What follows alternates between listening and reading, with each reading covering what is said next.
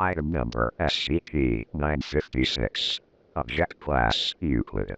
Special Containment Procedures. SCP-956 is to be kept at the approximate center of a standard humanoid containment cell at all times, to prevent incidental activation. Entrance into the room is only permitted once SCP-956 has entered a dormant state. Permission to bring a subject into the room must be cleared by Site Director, redacted to decrease the occurrence of SCP-956-1 as well as containing further spread. Unless for testing, individuals fulfilling SCP-956's activation requirement are not to be brought within 200 meters of SCP-956's containment area. Surveillance is to be maintained through security footage at all times. 78 instances of SCP-956-1 are kept in a neighboring room and are to be maintained at a temperature of -4 degrees Celsius in order to prevent melting or destruction. Any use of SCP-956-1 is to be authorized by security clearance-free personnel and to be carried out in a room identical to SCP-956's containment chamber. Any excess SCP-956-1 created by tests with SCP-956 is to be incinerated unless authorized by personnel with security clearance 3 or higher, as are any extraneous instances of SCP-956. Description: SCP-956 appears to be a common piñata resembling an unknown quadruped. Tests have revealed that, although superficially similar to paper mache, SCP-956 is constructed of various amounts of glue, redacted, sugar, unidentified fur, and human tissue. SCP-956 has also shown to be highly resistant to any sort of bludgeoning damage, with large amounts of crushing force showing no damage to its structural integrity, though the use of gunfire as well as heat and flame have shown to be effective. By default, SCP-956 remains in a passive state. It shows no signs of locomotion or intelligence and displays no hostility. As long as the item's activation requirement is not met, the item will remain in this state indefinitely. See Addendum 956A. SCP-956 enters its active state when a human under the age of 12 years enters within 5 meters of it. Approximately 7 to 28 seconds after entering the active zone, the child becomes unable to move, holding any stance they had at the time.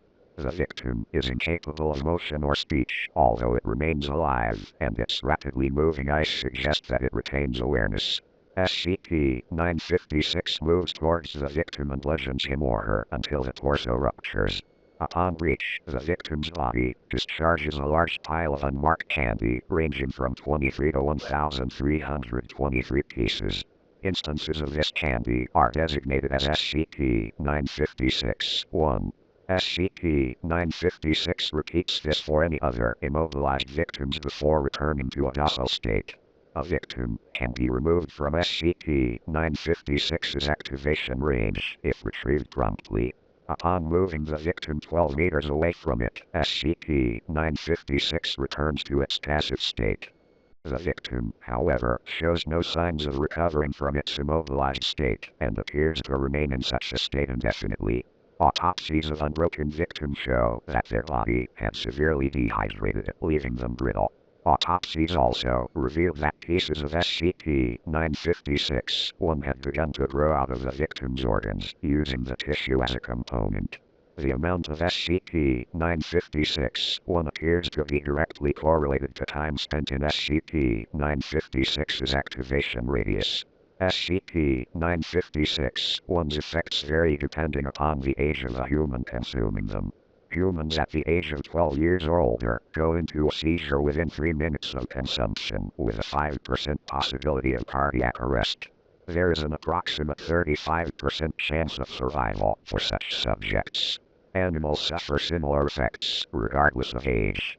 Children under the age of 12 undergo a different effect. They first enter a similar state to the immobilized victims of SCP-956, although they assume a standing stance with their arms resting in front of them.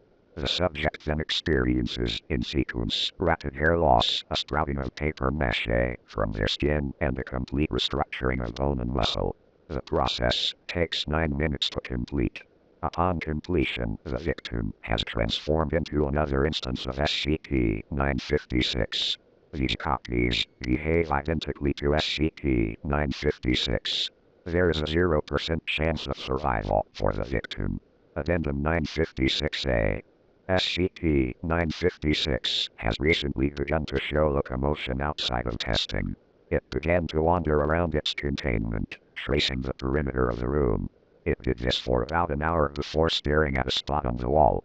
Review of footage shows that it's faced this wall after deactivating during previous tests. Security has confirmed that SCP-956 is facing directly towards an elementary school. That school is redacted kilometers away. Reclassification to Euclid status requested. Signed, Dr. Redacted. Reclassification to Euclid granted. If its effects appear to reach beyond its containment, it is to be transferred to Site Redacted, which should keep it far enough away from potential victims. Retrieve any paralyzed victims or SCP-956-1 and administer class amnestics to witnesses and family. We don't need any more of these things around.